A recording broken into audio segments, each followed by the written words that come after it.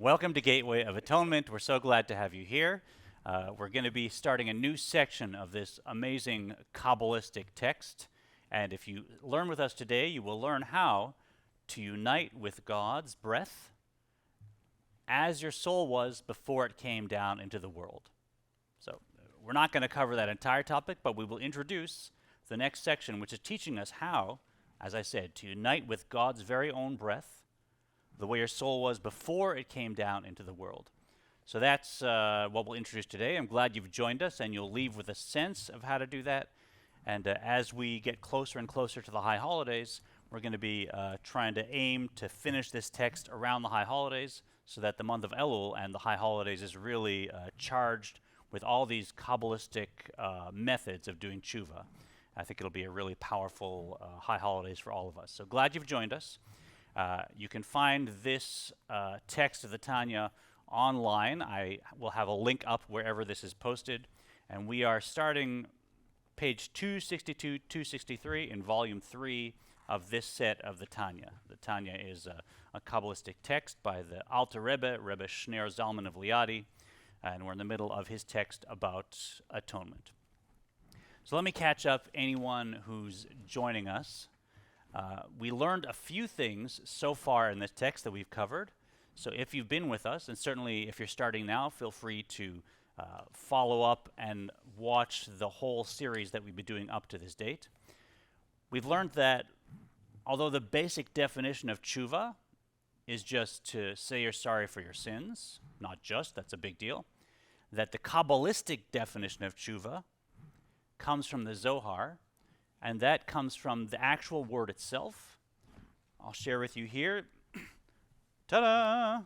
So the word tshuva is made up of a word plus an extra letter, a word plus an extra letter. And so, if you read tshuva as return or atonement, that makes sense. You can also read it, the Zohar says, tshuva is tashuv, this first 4 letters, and then hey. Tashuv hey, which means the hey will return. So something about tshuva is causing a hey, as we've learned, to return in some way. And we spent a number of months learning what that is. That hey, primarily, is this final hey in God's name. This final hey in God's name.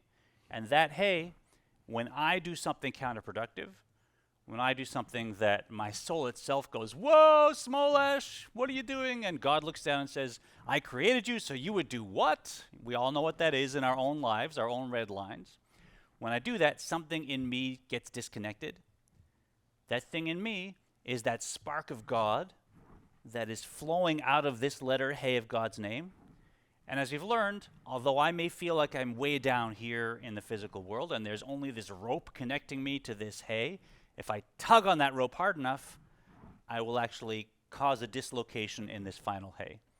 And the name of God itself and my connection to it will be dislocated or even severed in worst cases. And that is the state we're in when we've done something wrong, when we've committed what we call a sin. And when we do tshuva properly, we can manage to actually reconnect that hey. So God's name, as I'm flowing out of it, is now integrated once again. So the basic definition of tshuva by Kabbalah is tashuv hey, returning that hey to God's name. Then we learned a few steps in how to actually do tshuva. The first step is to resolve to not do it again. Very simple. Resolve to not do it again. We know what that means. We discussed at length how I can do that, even though last year and the year before and the year before, I resolved not to do it again, and then a month later, maybe I slipped up. The short answer is God has infinite capacity for forgiveness. So I shouldn't imagine that if someone does something negative to me 50 times or 100 times, then comes and says, I'm so sorry, that I would have trouble forgiving them, that has anything to do with God's capacity for forgiveness. God's not like me. God has infinite capacity for forgiveness. You can watch the classes touching on that, but rest assured, when I sincerely resolve to not sin again, then I have complete forgiveness for God. Done. God's not limited like we are. Second step has two stages. Right? Once I've actually resolved to not do it again, I have to A, meditate as we've learned and contemplate not on myself and how I wish I was better and how I long to be now connected to God again and won't I feel good. Put that all out of my mind, but contemplate God's perspective and contemplate on the damage I've done to God's name, the tsuras I've caused God, the grief I've caused God, and look at it from God's perspective and really meditate for a while, we said, at length, in depth, on the effects of what I've done from God's perspective. Now, I'm sorry for what I've done, but I'm not sorry from my own egotistical perspective. I'm sorry from God's perspective. I've gotten outside of myself. And then two, I have to somehow eliminate the thick coating that can form over a heart or the thick skin my heart may have developed, and I have to break that now by contemplating what my sins have accomplished in my own life, right? How low I've sunk, so to speak. And so A, I have to contemplate what I've done to God's name and to God's spark within me, and then B, break my own heart by contemplating those same things. Once I've done that, I've achieved what the Zohar and what the Tanya calls tshuva tata, lower level tshuva. Lower level tshuva. And what that gets me to is when I was born, when I first came down into a soul, before I had made my first mistake, I was a soul ready to go, connected to God. I was basically like a tzaddik, right? I was a tzaddik ready to make my first mistake and then never be a tzaddik again, probably. But that moment when I gave my first wah after I was born, I was a soul purely connected to God. We can revert to that state. We can revert to what we called the factory settings of maybe a cell phone by doing this lower level of tshuva. Why? Because once we reconnect our soul to God's name, that's the state we came down in. That's lower level tshuva, and very important work to do. We should all, God willing, go through with these processes. A, resolve never to sin again. B, meditate on the impact I had on God. C, meditate on my own status, where I've been, and break my heart somewhat. And then lower level of tshuva is done, and now that hay is reconnected to God's name. Any questions on that? That's lower level tshuva. That's where we're holding in the text. So all these steps are lower level of tshuva. Correct. Everything we've learned so far is tshuva tata, is lower level tshuva. Yeah, everything. Okay, today we're going to start a new topic, a very transcendental topic, and a topic which perhaps will make us think of tshuva entirely differently, in that there's a level of joy in this tshuva. There's a level of simcha in this tshuva. At this point, we're no longer breaking our heart and crying and weeping. This is tshuva that contains an incredible life force, and we actually should look forward to this kind of tshuva, and it's very different than the mood we think of as tshuva.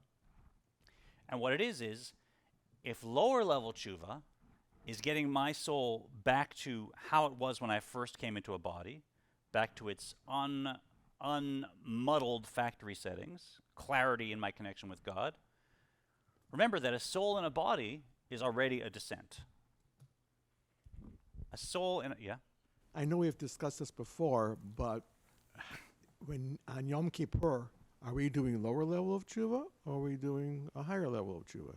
On Yom Kippur, are we doing lower or higher? It can be both, but the focus on Yom Kippur is primarily lower. Primarily lower. I'll tell you a story that speaks to that.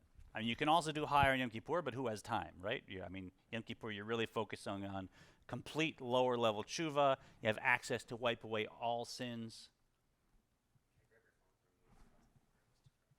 This phone? There you go, see?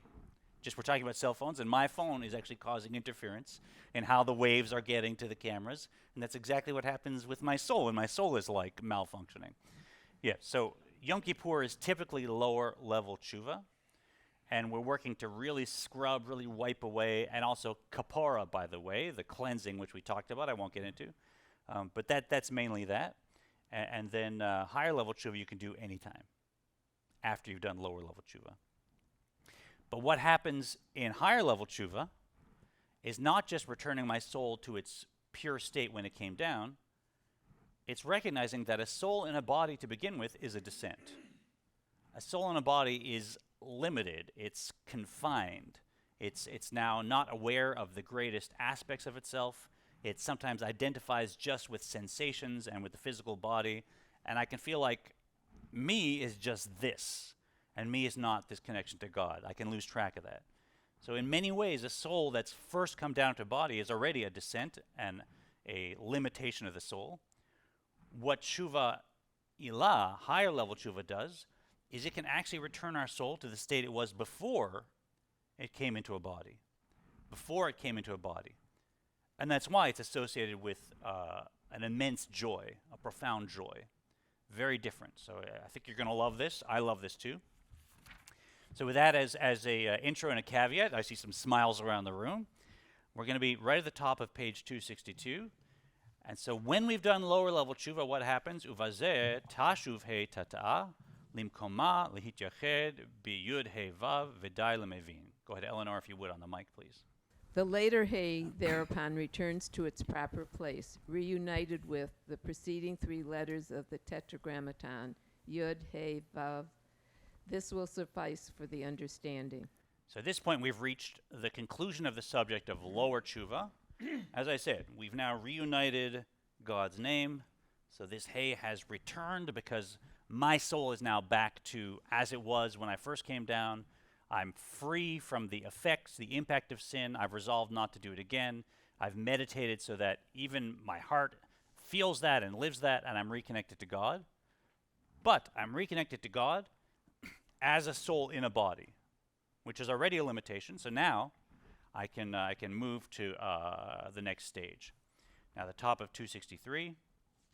Omeachar sheruach avra vatitaharem. After the wind of forgiveness pass over the soul of sinners and purifies them. So this wind of forgiveness, I think this is from Job. From Job.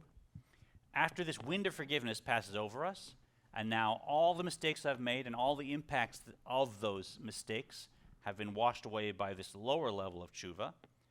And keep in mind the word umeachar, after, because this is a stepwise process.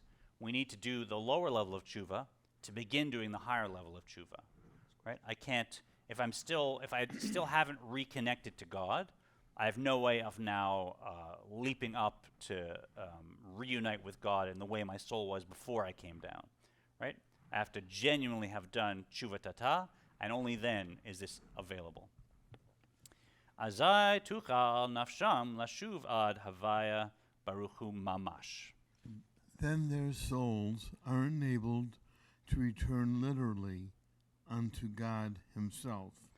And whenever the Alter Rebbe uses the word mamash, literally, which means like tangibly, like it's actually there, this table is literally here, I'm literally touching it, not metaphorically. When the Alter Rebbe says mamash, that's what the Alter Rebbe means. Imagine how our souls were, if you can, before we came down. We were waiting to come into a body, but we were united with holiness, united with God. It was all very clear. The oneness was completely self-evident, and the beauty of that was overwhelming. He's saying we actually can ascend back to that state, mamash, tangibly. So this is not a intellectual exercise. This is not a subtle something that you imagine. This really is, if you go through with it deeply, this is the way that your soul can be back outside of even the confines of physical existence. Okay, got a question here. Is when you're a child, you're limited just into the body. The only thing you realize is your body and the surrounding thing, or are you more in touch with God? Are you? Because I always thought like a child has a pure spirit. I think it's a little off topic for what I mean when I say that when a soul first comes down, it's factory settings, it's connected to God. That doesn't mean that a child has intellectual capacity to recognize that connection to God, right? So there's a process where the child grows up and matures, and then has to use those mature functionings of their mind to reconnect and appreciate the connection to God differently. So a child is innocent. A child naturally is aware that they're spiritual, but they couldn't articulate that. Their mind hasn't developed. To ascend, v'lalot mala limkora uledavka bo yitbarech biyuchud nifla. Oy. To ascend the greatest heights to their very source and cleave to him with a remarkable unity. So a few things about this, right? The soul can now ascend to the greatest heights, not as it is connected to God in a body, but to its very source. And ledavka, to cleave to God with biyichud nifla, a wondrous unity, is what the Alter Rebbe says. So first, let me tell a story about this, and this speaks to your question about Yom Kippur, Rick. That the Rebbe Rayatz, which is the Frierdiker Rebbe, the previous Rebbe, so not the last Rebbe of Chabad, but his father-in-law, before he was Rebbe, went into the study of the Rebbe Rashab, which was his father, after Yom Kippur. Yom Kippur was all done, and these are heavy-duty people, doing Yom Kippur with the Chabad Rebbe and the Hasidim around. This is like a powerful Yom Kippur. And the Rebbe Rayatz went in and said, now what? Now what do we do? We achieved so much, so what's next? What do we do? And the Rebbe Rashab said, It's medarf erst tshuvaton. Now we have to start doing tshuva. Now we have to start doing tshuva for real. Now we have to actually get going with tshuva. Which is strange, right? Because wasn't that all about tshuva? Isn't that done? Now we got to focus on maybe mitzvahs or something else. And what the Rebbe Rashab was saying was Yom Kippur is primarily about lower level tshuva and making sure that we have cleansed for any mistakes and the community we're connected to, and even Klal Yisrael, all the Jews, that we're working to make sure everybody's forgiven. And now everybody's gotten up, hopefully, to that lower level of tshuva. Now we're going to start doing higher level of tshuva as the Alter Rebbe taught him, and as we're learning. And now we can get going with this higher level of tshuva, which involves joy and connecting to God even higher than the lower level. Hoshana, yeah, it keeps going. Hoshana Rabbah, you have the joy of Sukkot. We're not near there. Now we're still approaching Yom Kippur, so we'll get into that later. Second thing is that this particular phrase, biyuchud nifla, we actually saw before a long, long time ago in a chapter far, far away. We saw that phrase in chapter 5 of Likutei Amarim. So if you're with us, this is all online. You look at chapter 5 of the Tanya. We called it User's Guide for the Soul. In chapter 5, we learned about the unity that happens when we study Torah. Anybody remember this? Ring a bell? We're learning about the soul and the two souls and the aspects of the soul, the identity of the soul, and we took what seemed like a diversion to learn about the unity of what happens when we study Torah. And the Alter Rebbe says, because God's wisdom is totally one with God, right? God and the Torah are one completely. We have many, many verses that say that. When we sit and learn Torah, not only is my mind enveloping that subject, so I'm enveloping the Torah, which means I'm enveloping God, also God is enveloping my mind, right? Because there's a larger subject that I'm sort of wandering into, and when you learn something, your mind is also within that. So there's this unity where God's chokhmah, God's intellect, which is totally one with God, it is God. We don't pray to it, God forbid, right? But it is one with God. I am now sitting, and not only is it enveloping me, I'm enveloping it. And the Alter Rebbe describes it as a unity like no other unity in existence between something so low as my intellect and something so infinitely high as God's intellect, which is actually one with God's essence. That was in chapter 5. And of course, when the Alter Rebbe uses that exact same phrase, biyuchud nifla, with a wondrous unity, a remarkable unity, that's supposed to cue us, oh, that chapter 5 is coming into play here. And that's exactly the process by which tshuva ilah happens, that it involves, once you've established tshuva tata, now by learning Torah in a particular way, now we can take advantage of that wondrous unity. And because our soul doesn't have anything holding it back, our soul really can just flow upwards to that state that it was before it came down into a body. But we do want to stress that word umeachar, right? Umeachar, at the top of the page. It's only after tshuva tata that this is possible. So for everyone joining us, you should know that you may go ahead and try this just boom like that.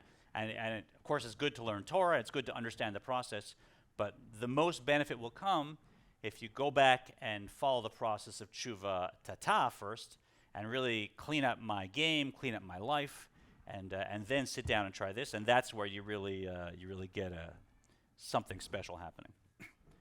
So we'll go into it. Any questions about that? Kids have no questions. We have no questions. So going on, כמו שהייתה מיוחדת בו יתברך בתכלית הייחוד בטרם שנפחה ברוח פיו יתברך. In ultimate union with him, just as before the soul was blown forth by the breath of his mouth. So we're going to have an ultimate union with God, just as before my soul was blown forth by the breath of God's mouth, right? If you remember, how was the world created when God started creating the world? God was doing what when God created the fish? What was God doing? Talking. God was talking. So when God created the trees and the oceans and light, God says, let there be light, let there be a firmament, let there be a distinction, let there be creeping things. God spoke the entire of creation into existence, but vayipach and blew, right? When God created humanity, what verb is used to describe what God did? God blew. God blew our souls into us. And we learned also in the Tanya the distinction. When I speak, it's much more superficial. It takes much less energy. It's not from my essence. I can speak for a long time and not get tired. If you try and blow, and we had an experiment with balloons that went a little sideways, as I recall. That's right. You were like tireless blowing up balloons. You wouldn't stop. So I don't know. I found the one person that like could blow up balloons unceasingly. But a normal human, when you blow balloons, you can only do it for so long, and then you're like, oh, you got to stop and breathe, right? That's how it is for me. When God blew, that meant God was blowing from God's essence, from deep within God. That means our soul came from a much higher place, from God's breath, not from God's speech. And of course, my caveat, we don't mean that there's some giant divine being floating in outer space that actually has some kind of divine breath that you could like take a picture of. This is all the Torah speaking in language we can understand. And in fact, our body, our breath, our speech is meant to be a metaphor so that we can somehow look up into the abstract and relate to something about God. But of course, no one's saying God has a right arm or a left arm or lips and blows physically. So just a little caveat there for anyone that just joined us. You've heard me make that caveat many times. So when God blew my breath into my body, what happened? Wow, that's a much closer relationship to God. I'm coming from God's breath. That's from deep within God. But let me ask you, once God blew that breath out, now that that breath was outside of God, so to speak, is there a difference than beforehand? Right? I'm here. There's breath inside me, and I have my hand here, and I go, I'm blowing at my hand. Now all that breath is out in the room. Seconds before I blew, it was in me. And you looked at me and you said, that's just Cantor Smolash. There's no, the breath that's in his lungs, that's a part of him, but it's all within this one thing we think of as Cantor Smolash. Now that it's out in the room, right? Okay, it's my breath, but it has existence outside of me, right? Especially if it's a balloon. I can blow up a balloon and hold it up, and I can say all the air except a little. The majority of the air in here is my breath that's in this balloon. Right? Or you could blow into some kind of test device and they could test my breath for if I'm healthy or not. It's my breath. But it's my breath as something separate. Right? We're going to call it a metzius. right? And let me just define a couple terms because they'll come up. There's a dichotomy, mahus and metzius, in Hasidus, which means something's essence and something's manifestation, right? And you can see from the word, if you ask what is something, what's its essence? I want to know, like, okay, freedom. What is freedom? And then, what is freedom? And we wax poetic because we're trying to get at something very abstract about what is freedom. In Hebrew, how do you ask what is? Mahu. Mahu. What is it? So mahu becomes this word mahus. It's what isness, if you like, in English. It's a great word, right? Whereas metzius, that means now it's like its actual manifest form. So in terms of a body, in terms of a person, the mahus, that's their spiritual essence, that's their soul, and the metzius, that's the physical body. Is that term clear? Yeah?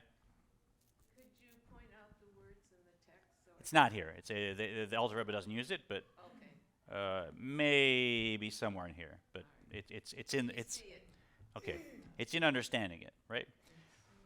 So once breath has been expelled, now I can say, well, okay, God's breath is much more unified with God, more than God's speech, but in some way, once it's expelled and it's a soul and a body, it has metzius. It's now manifest as something separate from just God's essence.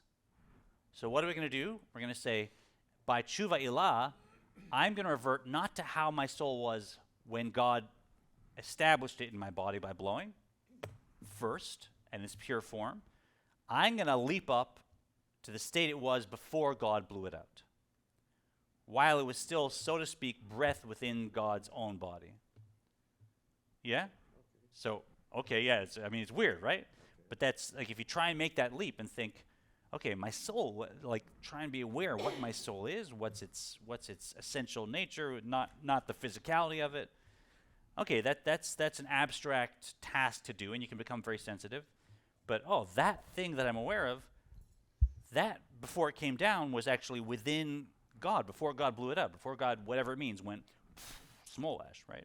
So I can actually revert to that state up, as it were, in heaven, and by this tshuva ila'ah, I can have a taste of what that was like to be before the breath was even blown out. Yeah, Noreen. Is that the essence part? Is that the same thing as the ruach that blew over the water?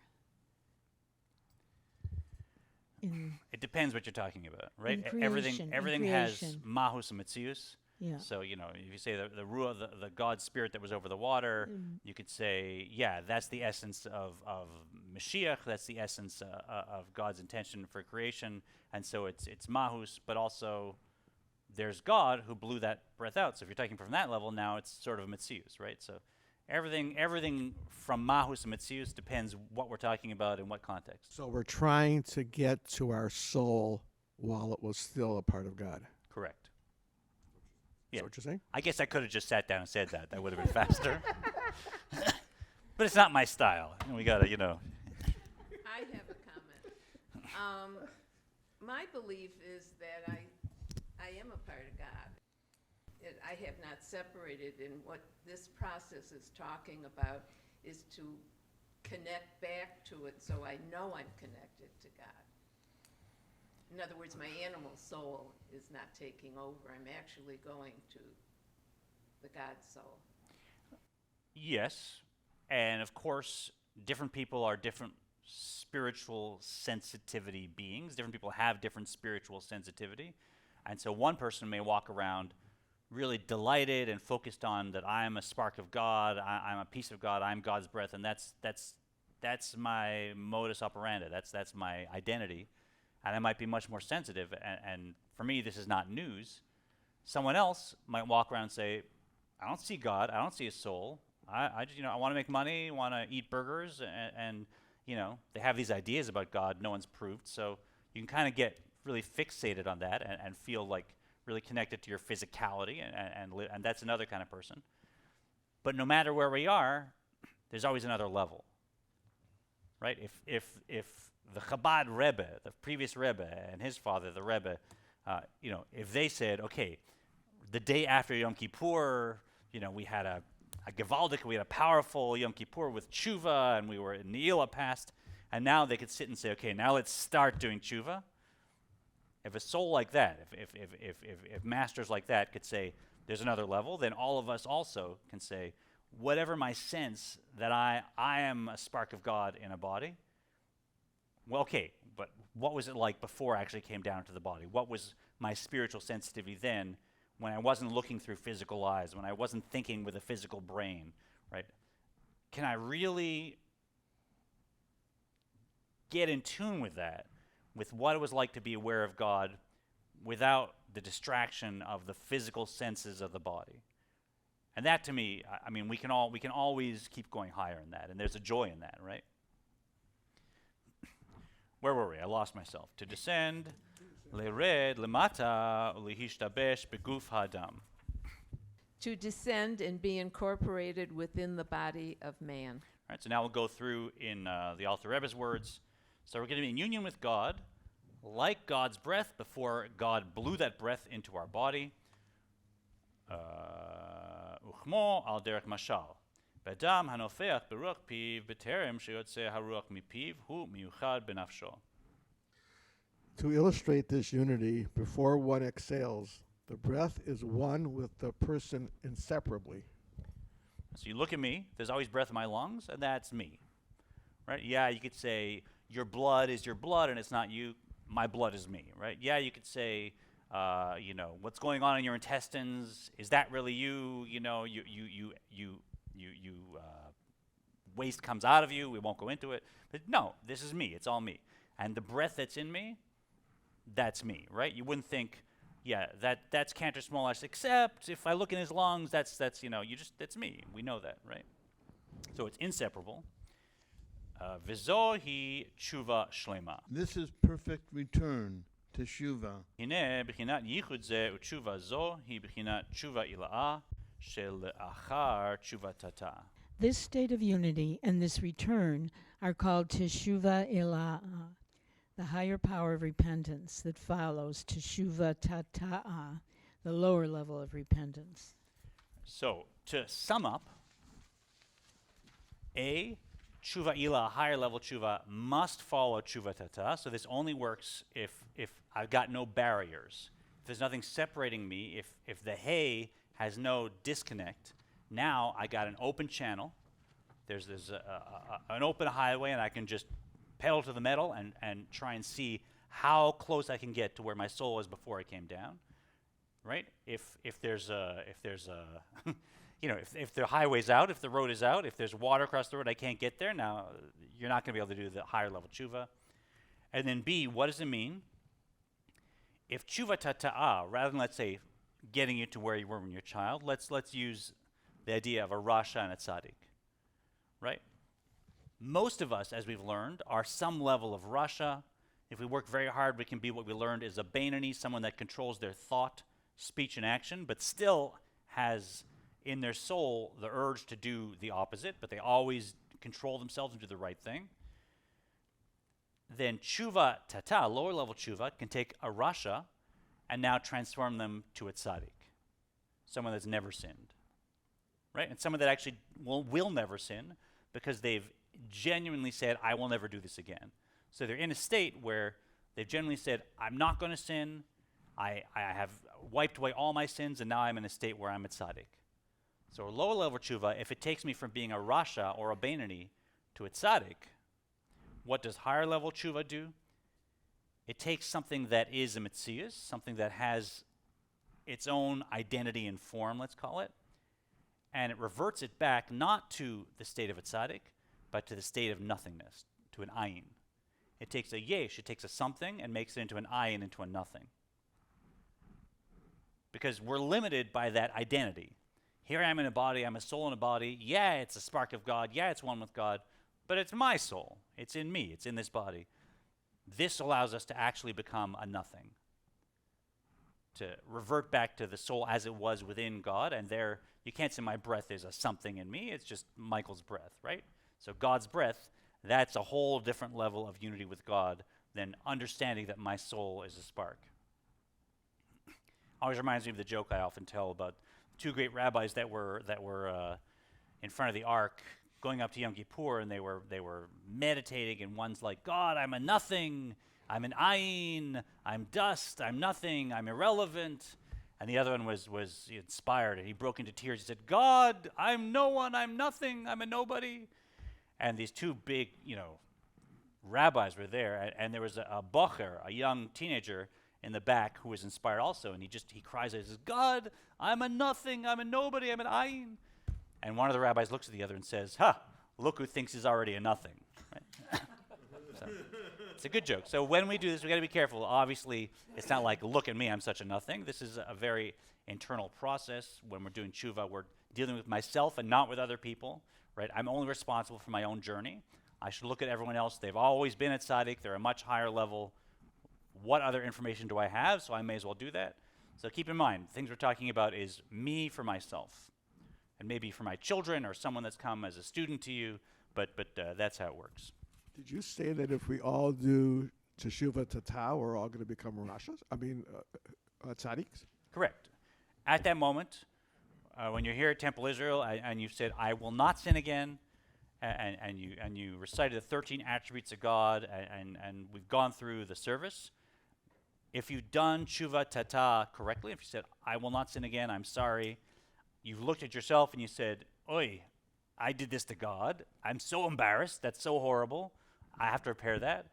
And then you kept looking. You said, and I let myself do that? Oh, my gosh. I mean, imagine everyone's aware. Everything that I did this year, everything I thought, and everything I said in private or whatever, everything I wrote, it's all there. That the source of the universe is aware of every motivation that I did, the embarrassment of that, and you let your heart break, and now you're there, that's Teshuvah Tata, and then basically you're a tzaddik, right? Now, you're going to say, if you learn Likutei Amarim, okay, have you transformed the entire essence of your animal soul? No, we don't mean a tzaddik from that perspective. But halachically, your sins are gone, you are a tzaddik, and you've resolved sincerely not to sin again, so you're a tzaddik in that sense too. Now, a week later, that's. I would say you walk out the door. I've told this vort before, and it speaks to this. I don't remember. I have to look up who it came from, which it might have been from the Magadim is Rich. I'm probably wrong on that, but the question is asked: if you stay on a traditional Yom Kippur and you do the whole thing in Nila. Before you eat, you have one last thing to do, which is like the most annoying thing. You have to do Mariv, right? Which is the evening prayer. So you've been there. You've been fasting for 25.5 hours, and you're exhausted, and it was the most elating thing. And it's like, okay, Mariv, and boom, boom, boom, and you chick-chack, you do it out. And you stand up, and you do Mariv, and you do the Amida. And what do you pray? Forgive me, God, because I've sinned. And you could ask, in the 6 minutes between Nila and Mariv, and we're just like, all we want to think about is like getting back to life and brushing my teeth and having a glass of water. And who has time to sin? Who's sinned? Like, we're so too exhausted to sin. What are we asking for forgiveness for? And the answer is, the sin that we've done that we're asking forgiveness for is not believing that God forgave us. Is not believing that God forgave us. It's saying, you know what? God's too shallow, and God holds too much of a grudge. And I did things that were beyond the pale. And so even though God promised me that God's going to forgive me if I do this, and even though God has infinite capacity to forgive, I don't trust that. I don't believe God's that good at forgiveness. I think God's still holding out. That's a lack of faith. It's a lack of faith, and it's a kind of sin. It's a kind of sin to say, if I've genuinely done this and God promised me this is what it takes, I don't believe God has the capacity to forgive me. And that is a sin we want to get rid of, right? So, yes, when I say Teshuvah Tata makes you into a tzaddik, that's literally what we're talking about. Not a complete tzaddik from Likutei Amarim, but a tzaddik in its basic definition. Yeah, we're there. Okay? So we want to take that seriously too. And why is it that wiping out my yeshus, wiping out my mitzius, wiping out my sense of identity is a higher form of tshuva? If you think about it, what was it that allowed me to do a sin? What was it that made me capable of breaking my connection with God, right? If I was deep sea diving and I had, like in the old days, I had a tube going up to an old-fashioned boat and that was my air supply, in a million years, would I take out a knife and cut that? If I was however many feet down and I couldn't get up in time, nothing would make me take that tube and sever it. There's nothing that would make me do that, right? I mean, it would be impossible. And that's exactly what we do when we do a sin. And I'm talking about my own red lines here, right? We all have our red lines. Let's not get into, okay, but the Torah has all these details. I don't keep them. How does this relate to me? Let's do this as Reformed Jews with our own red lines. It's not how the Alter Rebbe teaches it, of course. But for me, I got my red lines. And for me, if I did them, that's a sin. And that's great work we do with that. What would cause me, if I know that my soul is going to be cut off, if that hay is going to be dislocated from God's name, if everything that I love about life comes from that, what would cause me to cut that supply line of the energy that feeds my soul? Nothing. I'd be insane to do that. The only thing that allowed me to sin, allowed me to have cloudy thinking and think, it's not so bad, or I'll make up for it later, is that I had a sense of Yeshus. I had a sense of Metzius. I had a sense that I am something, and that ego, that identity, that took over for a little bit. And I thought, you know what? There's me, and what I do matters. And so I'm going to forget about my lifeline to God. I'm going to sever my soul. Ha ha ha. Right? I'll take care of it later. It's insanity to do that. So because that sin was made possible by my sense of Metzius, that's what allowed me to do it. Okay, once I've done lower level tshuva, I've erased the sin and I've erased the impact of the sin, but I haven't yet addressed what let the sin happen, right? So that stage now, I'm going up one level higher and I'm saying, let me erase my own sense of Metzius, and that actually is still a process of tshuva, because if I hadn't had that sense of Metzius, I never could have done this sin to begin with, right? So you're taking care of the problem, and then you're putting a lock and key on the cause of the problem, right? Or just you're erasing the cause of the problem. The cause of the problem doesn't even exist. So that is why it's still called tshuva. It's not just called uniting with God. All right, let's finish this chapter, and then we got amazing stuff next week. If you're enjoying this, please continue to watch. And if you want to come, by the way, and join us, these are select Thursday mornings. You can email Maya at temple-israel.org. If you're in the area, we'd love to have you here in class with us. We're a merry band, right? Top of 264. Or at least, maybe not when we were learning chapter 35 of the Tanya was a little depressing. But Cantor, I don't know about anybody else here, but I really enjoyed this. Good. I really do. You want to say that on the mic for me so that we have this? You won't. Cantor, we all enjoy it. We've been coming for a very long time, and we all enjoy this. I enjoy coming in person. It's nice. Good. וכמו שכתוב בזוהר הקדוש, בריים hemna parashat naso. דתשובה הילאה היא דייתעסק באורייתא, בדחילו, רחימו, דקודשא בריחו וכו'. The Zohar in Raya Mahima Parsha Nasa explains that Teshuvah Aliyah means engaging in the study of the Torah in awe and love of the Holy One, blessed be He. Okay, so now we're going to start to talk about what it is that we do. What's the definition of tshuva ilah, higher level tshuva? What is it? Tshuva ilah means engaging in the study of the Torah in awe and love of the Holy One, blessed be He.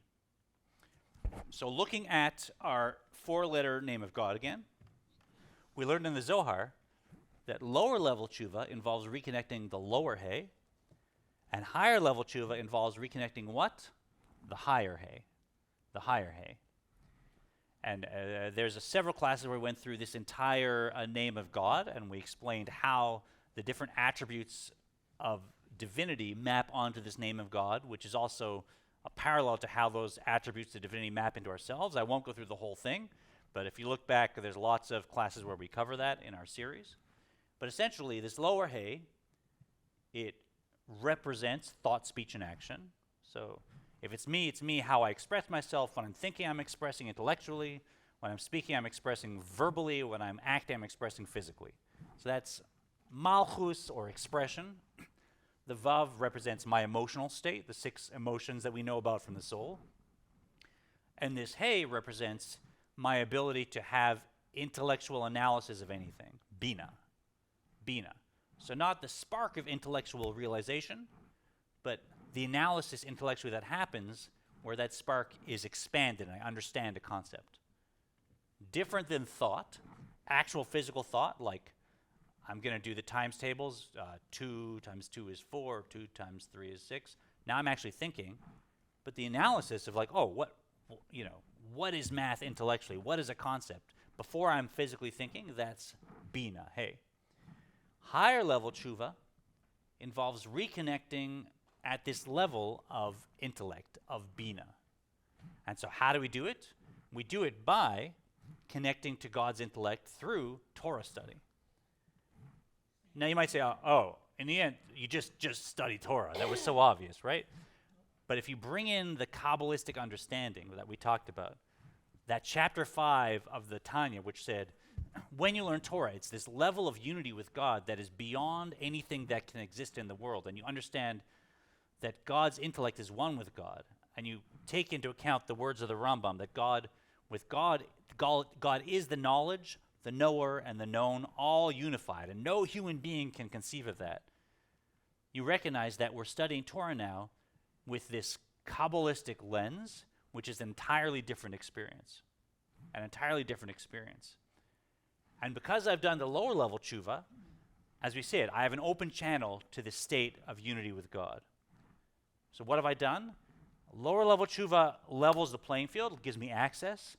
Higher level tshuva now, by studying the Torah with this knowledge that is unity with God that is unparalleled, can get me to that state where I'm united with God. But what has to be included? In awe and love. In awe and love, right? B'tchilu rechimu. So it's not enough to just sit and be like, oh, I love learning Torah. It's so cool. Oh, unity with God. Wow, this is blowing my mind. It has to be, my soul longs to be back with the Creator. My soul longs to be out of this limitation.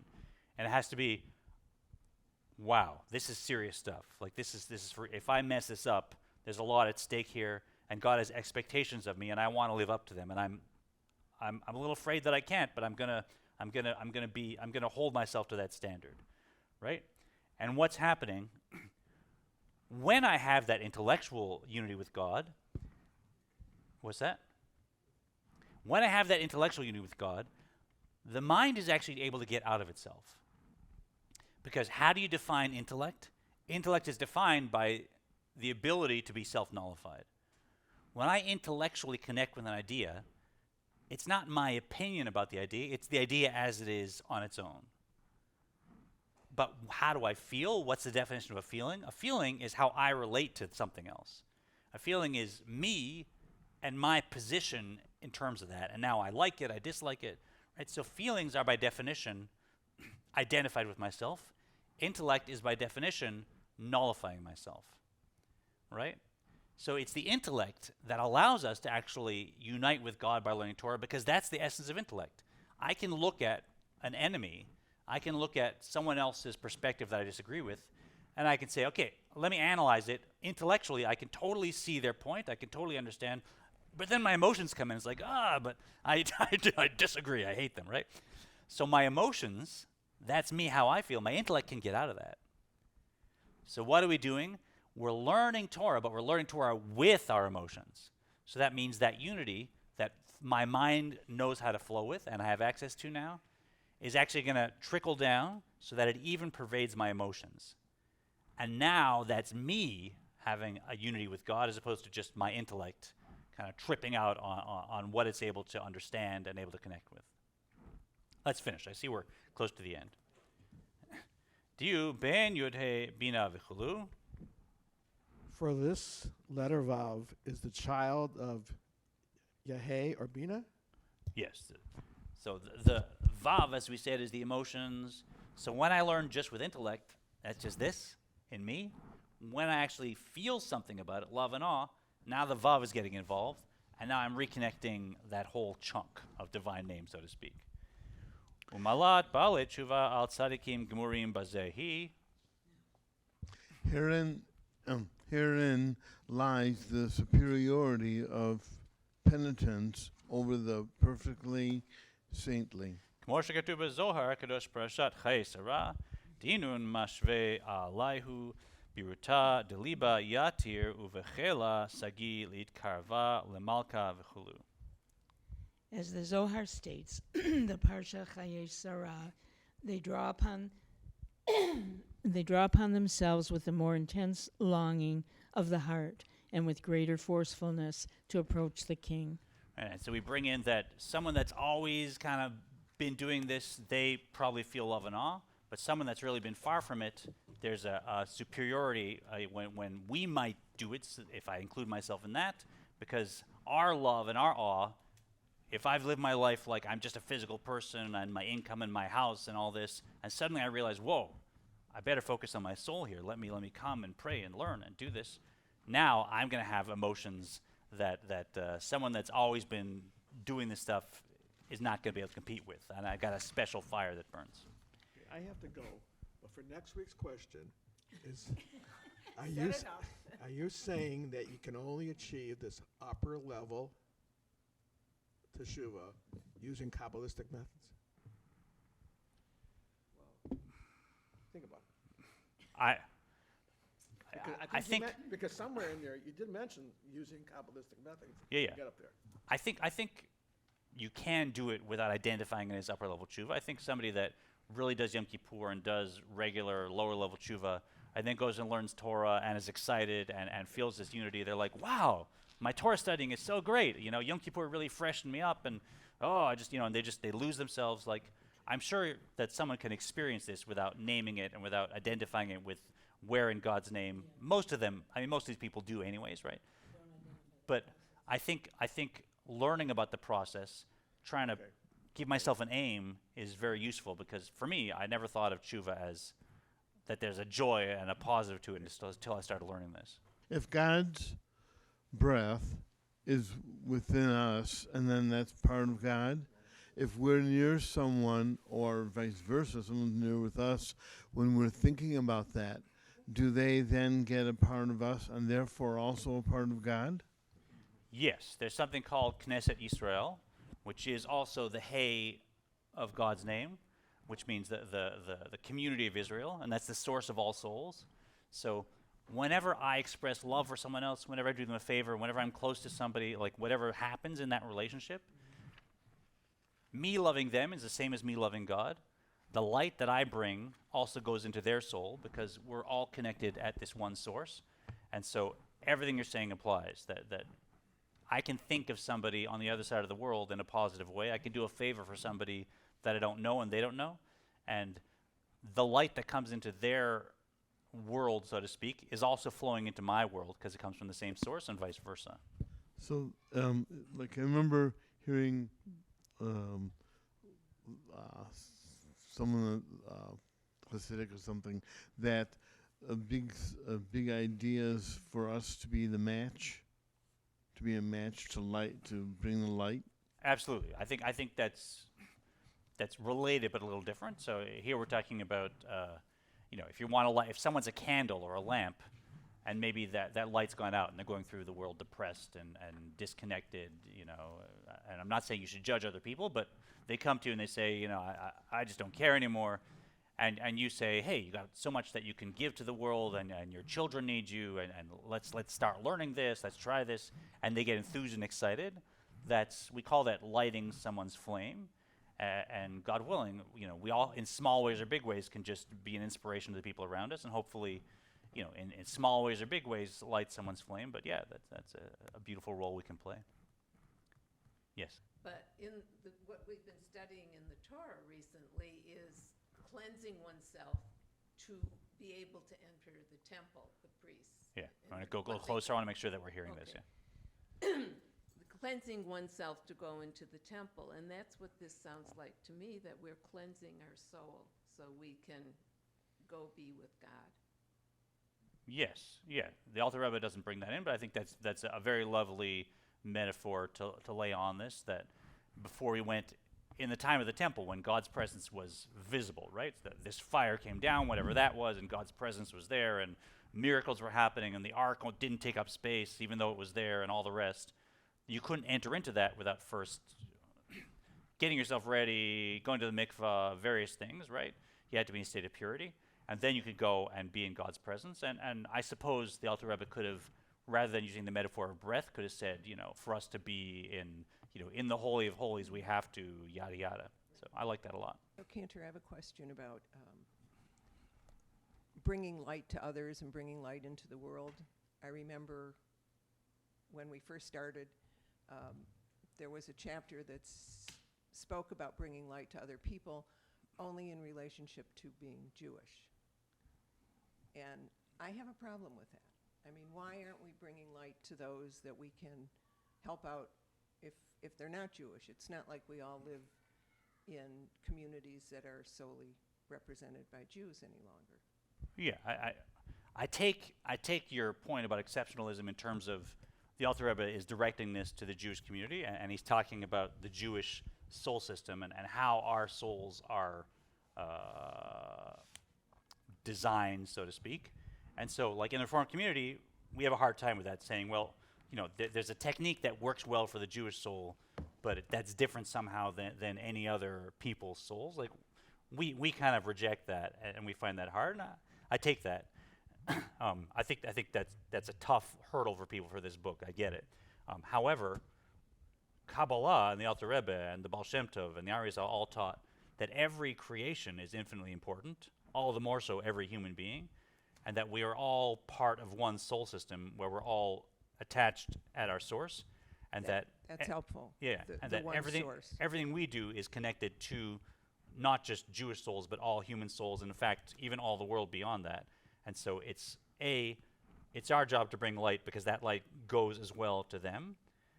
And B, we actually need them to function as their organs in this one body of humanity, because we teach that there are 70 soul paths for the 70 nations, and that we're not supposed to try and get them to become Jewish. We're actually supposed to, as much as maybe we can, help them flow in their own soul path, whatever religion that is, right? And when all the 70 religions plus Judaism are flowing properly, now it's a healthy body, right? Just like in my body, I don't want my lungs to be like my liver, God forbid. Like, lungs should be lungs, liver should be liver. When they're all working well, that's real unity. It's not uniformity. So, yeah. So we absolutely, the Alter Rebbe, Judaism, Kabbalah treasures every human, and we need to bring light to every human, and we're all in this together. It's like when you work at the pantry. When you work at the pantry, you're doing something for someone else, regardless, but you're doing something for yourself. You're giving back. Yeah. Good. Beautiful discussion. Thanks for joining us. This is the end of Chapter 8. Next class, we'll start on Chapter 9, and we'll continue on in this topic of higher level tshuva. So if you'd like to work on this, learn about this, I would love to have you. Please join us. Feel free to add comments or questions wherever this is posted. I'll check them out and I'll answer. And thanks for joining us for Gateway of Atonement.